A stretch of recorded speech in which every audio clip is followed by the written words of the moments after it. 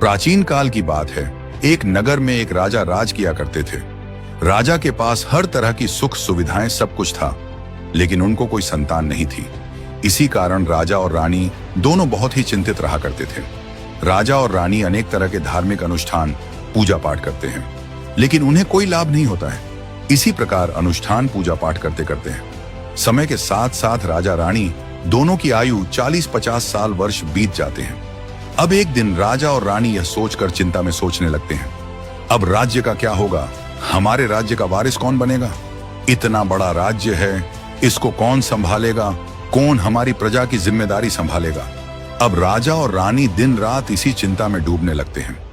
एक दिन सुबह की बात है कि राजा के दरबार में एक साधु आता है। तभी दासी दौड़ करके रानी के पास जाती है और कहती है कि रानी साहिबा, दरबार में कोई भिक्षा मांगने आया है। तभी रानी दासी से कहती है कि यह मेरा अंतिम दान धर्म है, और इतना कहकर रानी चावल से भरा हुआ एक कटोरा हाथ में लेकर के बाहर आती है और साधु की झोली में डाल देती है। तब वह साधु महारानी के चेहरे पर छाई हुई व्याकुलता को देखकर पूछता है कि हे महारानी, क्या हुआ? आप इतना दुखी क्यों हैं? रानी उस साधु को अपनी दुख भरी कहानी बताते हुए रोने लगती है। साधु को रानी पर दया आ जाती है और कुछ पल गंभीर होने के बाद साधु कहने लगता है कि चिंता मत करो पुत्री, आपकी संतान की इच्छा पूरी हो जाएगी। आपकी कोख से एक पुत्र जन्म लेगा, परंतु वह 16 वर्ष तक ही आप लोगों के साथ रहेगा। उसके आगे वह इस मृत्यु लोक में नहीं रह पाएगा। इससे बढ़कर आपको कुछ देना मेरे लिए संभव नहीं है।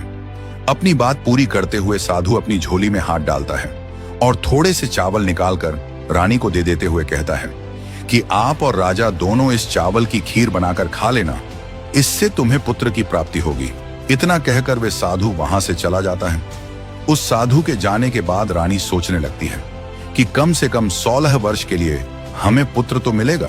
संतान की जो हमारे मन में इतने दिन से इच्छा मरी पड़ी हुई है, वह जीवित हो जाएगी। फिर रानी अपना सारा काम काज खत्म करने के बाद रानी राजा के पास जाती है और राजा को जाकर साधु सारी बात बता देती है। और साधु महाराज, यह चावल हम दोनों को खीर बनाकर खाने के लिए कहा है। तब राजा कहने लगता है, इतना दान धर्म किया है, जब उसका ही कोई फल नहीं मिला तो इस खीर में हमें संतान की प्राप्ति कहां किसे होगी? तब रानी कहने लगती हैं, हे राजन, जब इतना सब कुछ किया तो अब इतना भी कर लेते हैं। हो सकता है इसके बाद ईश्वर हमारी इच्छाओं को पूरी कर दे। उस साधु का यदि हम कहना नहीं मानेंगे तो वह साधु नाराज हो जाएगा। उस राजा को अब किसी पर विश्वास नहीं करते हैं, लेकिन पत्नी को दुख ना पहुंचे इसलिए वह राजा राजी हो जाता है। एक दिन राजा और रानी दोनों स्नान करके भगवान और उस साधु का नाम लेते हुए उस चावल से खीर बनाते हैं और दोनों खा लेते हैं। इसके बाद निश्चित होकर के राजा और रानी दोनों सो जाते हैं। इसी प्रकार कुछ दिन बीत जाते हैं। इधर साधु के कहे अनुसार रानी गर्भवती हो जाती है। फिर जब इस बात को रानी राजा से कहती है तो राजा बड़ा प्रसन्न हो जाता है। राजा रानी से कहने लगता है कि रानी, सचमुच साधु महाराज की कृपा हमारे ऊपर बरस पड़ी है। 9 माह के बाद पूरे समय के अनुसार रानी बहुत सुंदर पुत्र को जन्म देती है। राजा बड़ी ही धूमधाम से पुत्र का नामकरण करवाते हैं और सारे राज्य में कई दिनों तक भंडारा चलवा देता है। उत्सव मनाया जाता है और पुत्र की कुंडली को देखने के लिए राज्य के सबसे बड़े विद्वान पंडित को राजा बुलवाता है। दोस्तों, पंडित जब उस पुत्र की कुंडली को देखता है तो पंडित जी कुंडली देख करके बहुत चिंतित हो जाते हैं और कहने लगता है कि महाराज, जो यह तुम्हारा पुत्र है वह सिर्फ 16 साल तक ही जीवित रहेगा। राजा को इस बात की भनक भी नहीं थी। रानी को साधु महाराज की बात याद आ जाती है। दोनों चुप रह जाते हैं। उसके बाद राजा और रानी बड़े लाड़ प्यार से बेटे का पालन पोषण करते हैं। तब राजा रानी दोनों सोचने लगते हैं कि चलो थोड़े समय के लिए सही भगवान ने संतान की अपनी मुराद पूरी कर ही दी है। अब धीरे धीरे कुछ समय ऐसे ही बीत जाता है। समय के साथ साथ राजा का पुत्र भी बड़ा होने लगता है। जब वह 7 वर्ष का हो जाता है तो राजा एक अच्छे गुरु की नियुक्ति करके उसे अच्छी शिक्षा दिलवाता है और राजकुमार जब वह शास्त्र विद्या में पारंगत हो जाता है और 12 वर्ष की उम्र में राजा एक अच्छी सी राजकन्या देख कर उस बालक की शादी करवा देते हैं। इसी प्रकार 2-3 साल बीत जाते हैं। राजकुमार जब 15 साल का हो जाता है तो एक दिन वह राजा से कहता है कि पिताजी, मैं अपने राज्य को घूम करके देखना चाहता हूँ। आज तक मैंने इस राज दरबार और इस महल के सिवाय बाहर कुछ नहीं देखा है। राजकुमार की बात को सुनकर राजा बड़ा परेशान हो जाता है।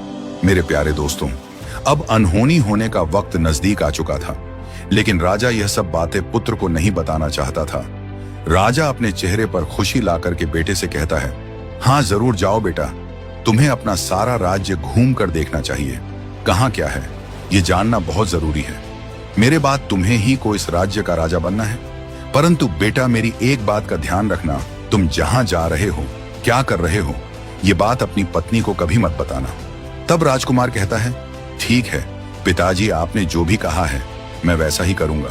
एक दिन क्या होता है कि पत्नी के साथ मौज मस्ती करता है, खुशियां मनाता है और रात को ठीक 12 बजे बिस्तर से उठकर बाहर चला जाता है और सुबह होने से पहले वह वापस अपने महल में आकर के सो जाता है।